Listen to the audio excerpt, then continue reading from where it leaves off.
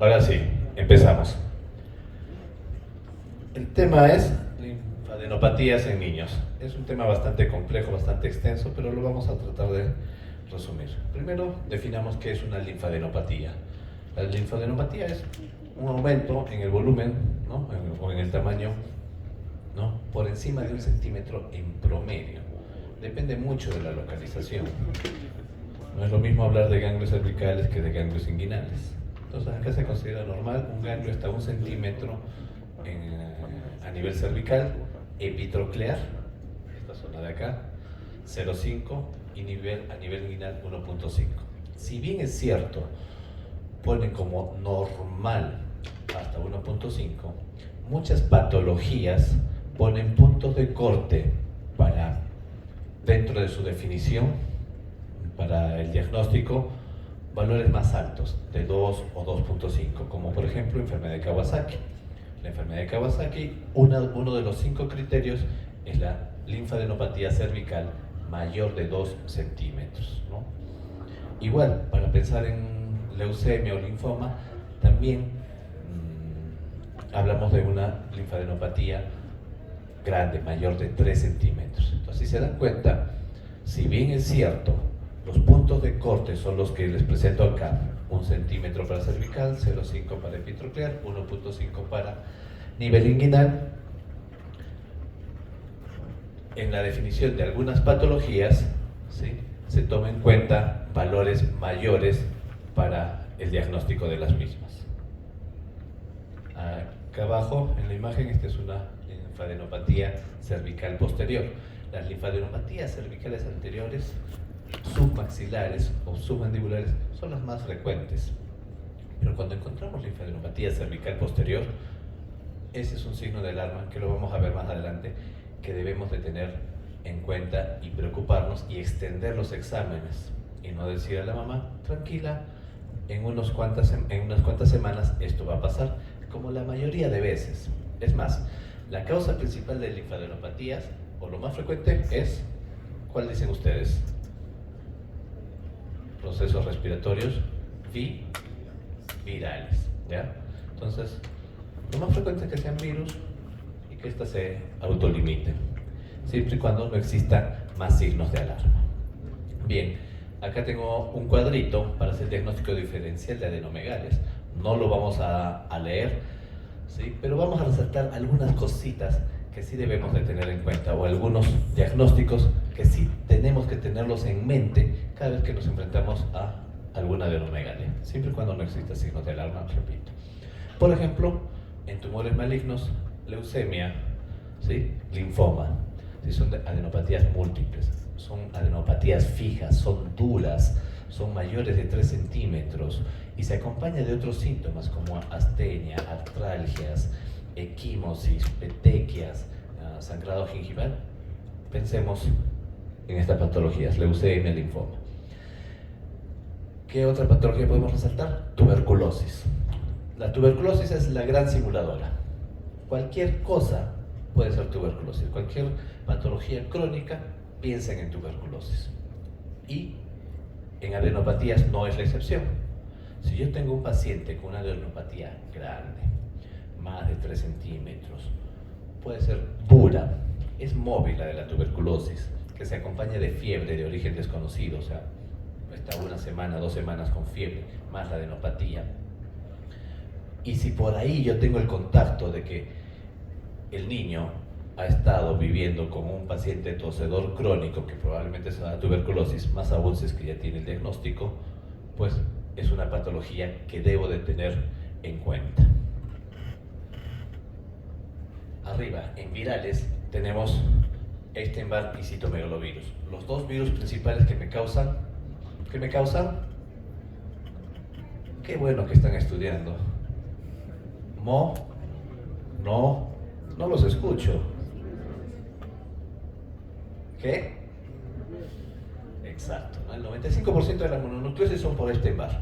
El 5% restante, la mayoría son por citomegalovirus. Entonces, mononucleosis infecciosa, una causa importante de adenopatías generalizadas en general, ¿no? no solamente cervicales, son generalizadas. Arribita les pongo en la esquina izquierda un ejemplo de mononucleosis, presenta odinofagia, puede haber pus en la garganta, ahí encontramos al virus de Epstein-Barr, y en el hemograma encontramos los famosos linfocitos atípicos, ¿no? Causa de adenomegalias. Enfermedad de Kawasaki, la esquina inferior derecha, el niñito que está todo rojo, tiene el rash típico de Kawasaki. Si es que pueden ver desde atrás sus labios, hay fisuras labiales, ¿no? Eritema conjuntival no purulento, y además de adenopatías cervicales y fiebre mayor de 5 días. Listo, hemos completado los 5 criterios para Kawasaki. Este niñito es un niño con enfermedad de Kawasaki, que también debemos de tener en cuenta cuando abordamos un niño con linfadenopatías, sobre todo si este niño es menor de 5 años, que es la edad a la que se presenta esta enfermedad. Y repito, en Kawasaki el punto de corte es 2 centímetros para arriba para que sea considerado criterio de diagnóstico para esta enfermedad. Arriba tenemos causas bacterianas, Staphylococcus aureus, Streptococcus grupo A, las 2 bacterias principales de adenitis cervical bacteriana, ¿ya? De adenitis infecciosa bacteriana, las 2 causas principales son Staphylococcus aureus y Streptococcus pyogenes. Como criterio para diagnóstico bacteriano es que sean adenopatías mayores de 2 centímetros. Si son adenopatías entre 1 centímetro y 2 centímetros, que en cervicales están crecidas, pues yo pienso en virus. Y el cuadro clínico del bebé no es un cuadro donde su estado general esté comprometido, es un virus. Pero si su estado general ya se ve toxémico, son fiebres altas por encima de 39,5, son adenopatías dolorosas, han tenido pus en la garganta, piensen en estos gérmenes. Y el tratamiento para ellos es amoxicilina más ácido clavulánico, ¿no? El ácido clavulánico se da para poder cubrir estafilococo, porque el Streptococcus pyogenes es recontrasensible a penicilina.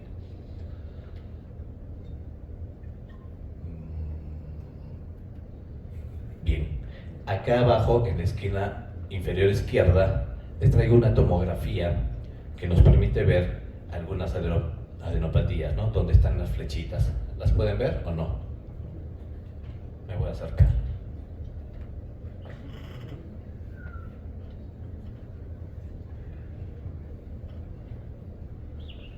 ¿Ya?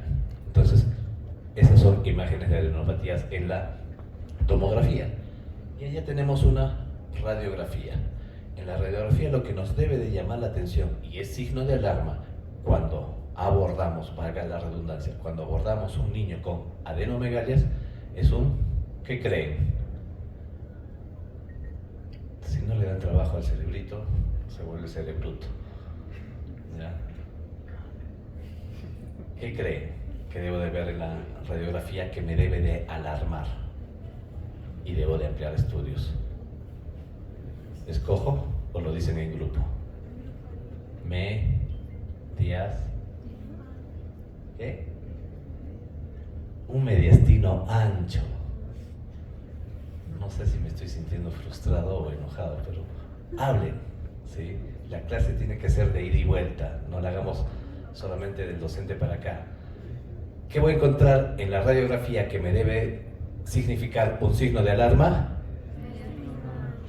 Mediastino ancho, ¿ya? Pero cuidado, en los niños esto puede ser engañoso, ya que cuando son pequeñitos, lactantes, menores de 5 años, normalmente yo puedo observar el timo y puedo confundirlo con un mediastino ancho. Entonces hay que diferenciar lo que es un timo y un mediastino ancho. Pero si yo ya tengo un niño de 8 o 9 años y tengo una imagen como la que estoy presentando ahorita, ese es un mediastino ancho y ese paciente probablemente tenga algo más. Patologías que me puedan hacer crecer. ¿Por qué es el mediastino ancho? Por crecimiento de ganglios a ese nivel. ¿Qué patologías me pueden hacer crecer?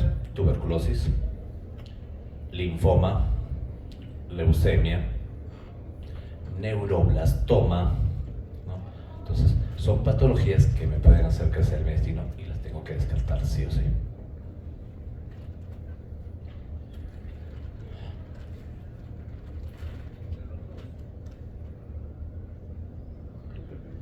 Ahora sí, listo. Me gusta este micro porque hace parecer que tengo la voz gruesa, pero no, mi voz es bien agudita, pero el micro la convierte. Chévere. Entre los 2 y los 10 años de edad, ¿sí? Las adenopatías tienden a ser más grandes que a otras edades. Y en menores de 2 años se observa con mayor frecuencia a nivel occipital y retroauricular. Es más, es una consulta frecuente de los papás. No sé si en sus prácticas, cuando han pasado por consultorio, les ha tocado observar alguna mamá o papá que viene a la consulta y dice: lo traigo a mi hijito porque tiene una bolita acá atrás. Tú lo examinas y efectivamente tiene una bolita muy compatible con una adenomegalia, pero el niño luce bien, no hay signos de alarma, come bien, está creciendo bien. Entonces, ¿qué le dices? Tranquila, ese es un ganglio que va a desaparecer. ¿Y en cuánto tiempo? Más o menos en unas 4 a 8 semanas es el tiempo que desaparecen estas adenopatías, que son totalmente, entre comillas, benignas. Son producidas sí por un virus y no nos debería de preocupar nada más. Denme un segundito, por favor.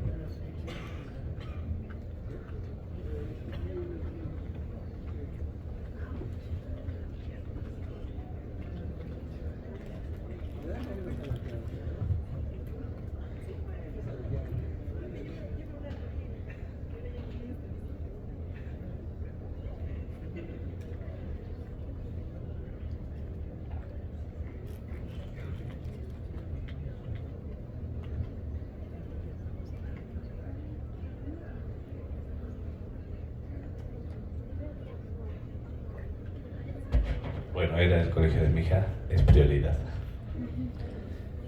Entonces vienen estas mamitas consultando por esos ganglios, ¿no? Que son totalmente benignos, siempre y cuando no haya signos de alarma. Le damos tranquilidad a la mamá, informamos cómo va a evolucionar y que vayan a casa con tranquilidad.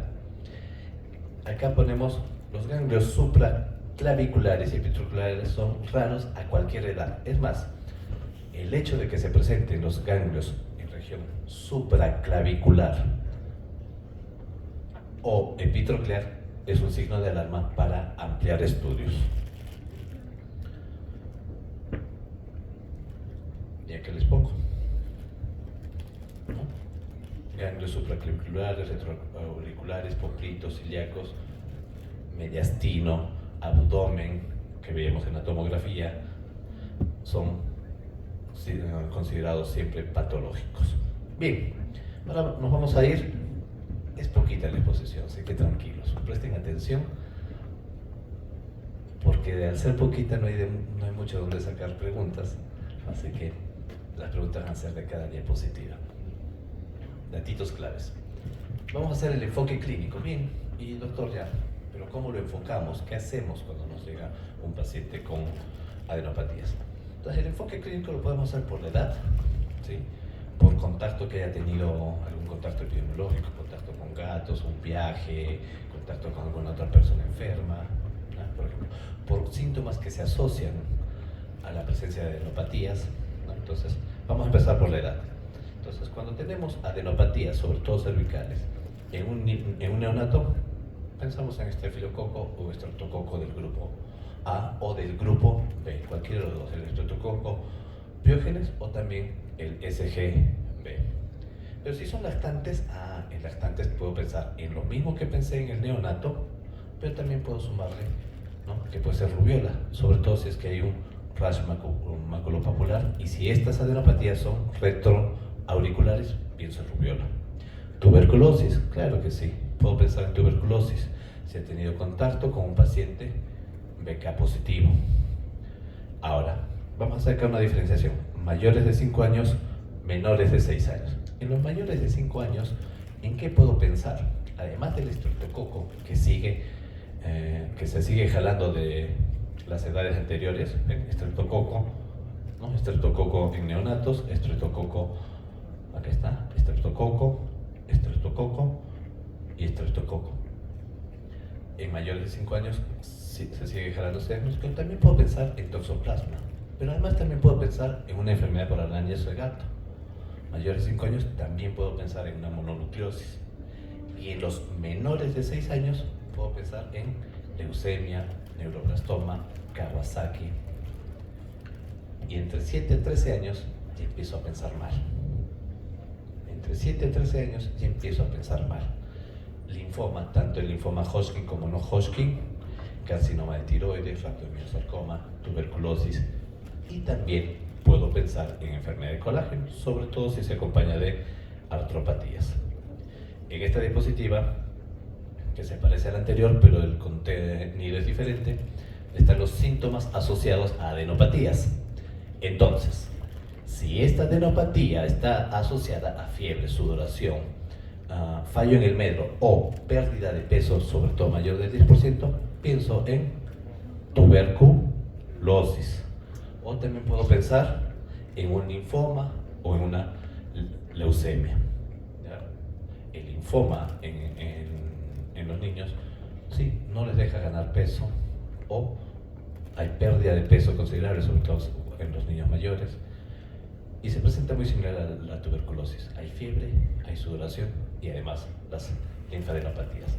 La diferencia es que en la tuberculosis esa linfadenopatía suele ser única, mientras que en el linfoma suelen ser múltiples. ¿Ya? Entonces ya estamos haciendo un diagnóstico diferencial. Si se acompaña de fiebre, astenia y artralgias, pienso en una enfermedad del colágeno, una artritis reumatoide juvenil, en un lupus eritematoso. Pero también debo de pensar en, ¿qué dice ahí abajo? Leucemia. Quiero que esto se lo fijen bien. Es más, es una pregunta que les voy a hacer en el examen. El 20% de las leucemias cursan con artralgias, con dolores articulares. Y una de las formas de presentación de leucemia es FOD, fiebre de origen desconocido. Y además, en las leucemias se puede encontrar adenomegalias múltiples.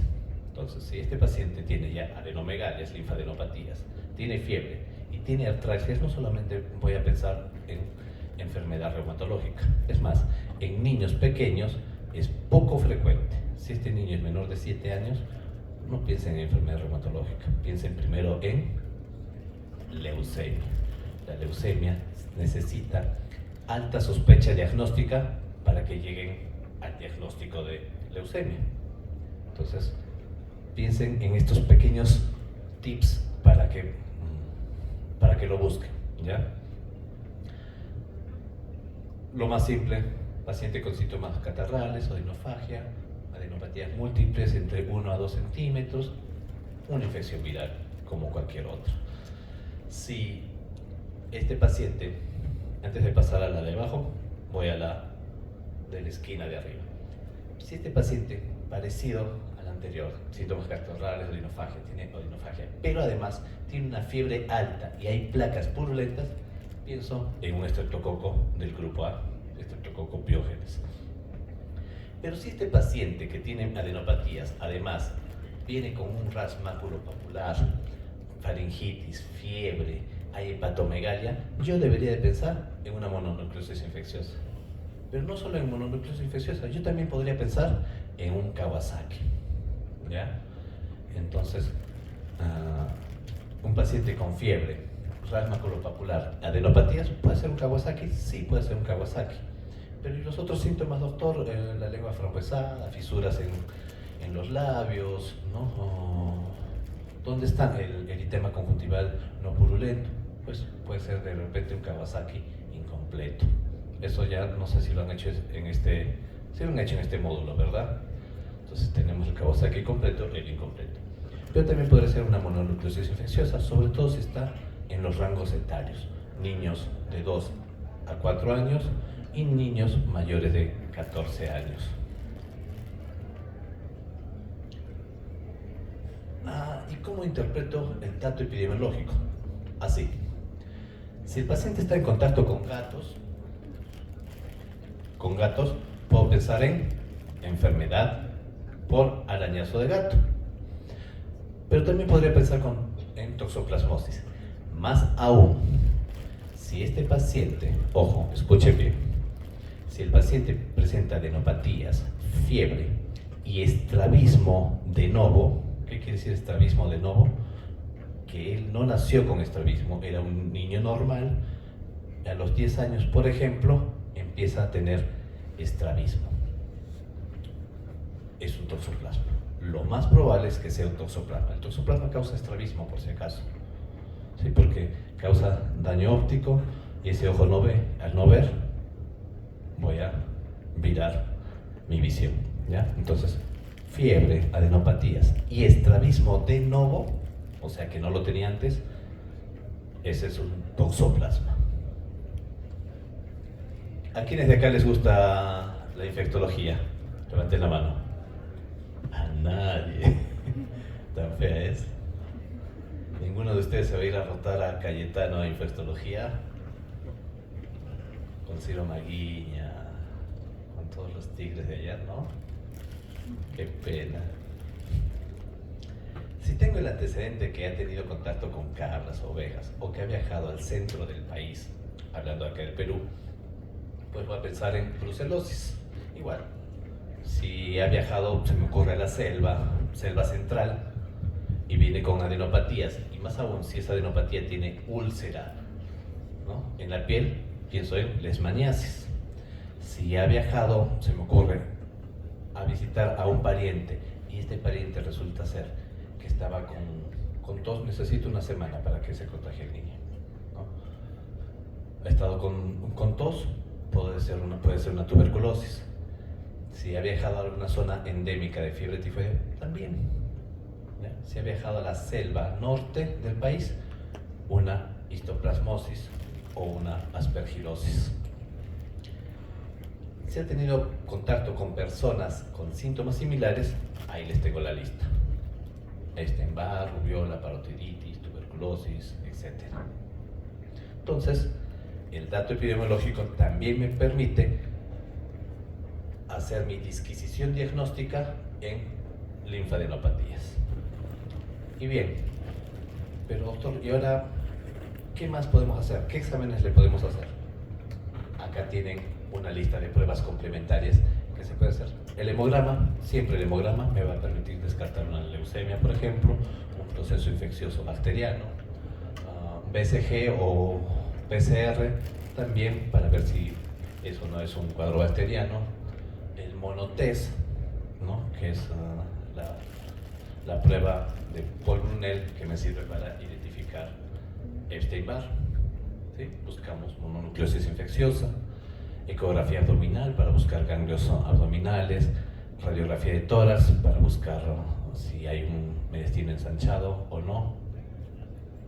Eso que se mueve no es mío, es creo si no, era un mosquito. Valoración por cirugía, si hay criterios de drenaje, si esto fuera ya una adenitis abscedada. Pero ojo, también la interconsulta de cirugía es para una biopsia. Todo ganglio con signos de alarma, que los va a presentar a continuación, debe ser biopsiado. Pero doctor, ¿cómo biopsio el ganglio? ¿Lo clavo y es suficiente? No. Fíjenlo en su cabecita. Los ganglios no se biopsian por pipa, no por aguja fina. Los ganglios se sacan todito.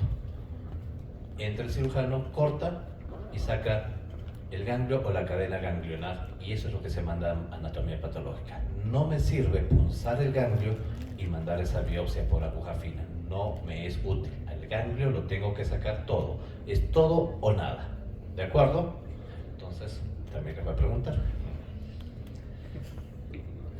Vemos si hay signos locales de infección del ganglio, buscamos foco. Si no encontramos foco, iniciamos tratamiento con una cefalosporina de segunda generación. Y vemos cómo responde después de una semana. Si hay buena respuesta, alta. Si no hay buena respuesta, replanteo nuevamente mi diagnóstico. Signos de alarma: fiebre más allá de una semana, foto. Valga la redundancia, fiebre de origen desconocido, es signo de alarma. Pérdida de peso más allá del 10%, ¿sí? El que no empiece a disminuir luego de 4 semanas o que no haya desaparecido luego de 12 semanas. Vale decir, entre un mes a 3 meses, el ganglio debe de ser historia. Si no es así, signo de alarma. La localización de los ganglios que ya habíamos mencionado, la consistencia dura, la no movilidad, acá me faltó poner, pero la no movilidad, todo ganglio que no sea móvil, adherido a planos profundos, debe de ser biopsiado. Un ganglio más de 2.5 centímetros y en recién nacidos más de 0,5. La ulceración cutánea y alguna alteración laboratorial o en los exámenes auxiliares como la radiografía de tórax. Ya estoy terminando, muchas gracias. O la radiografía de tórax anormal que ya les presenté casi al principio. Entonces todo eso son signos de alarma que me obligan a ampliar estudios e incluso a biopsiar el ganglio. Son preguntas de examen. ¿Cuándo voy a biopsiar un ganglio? Preguntas.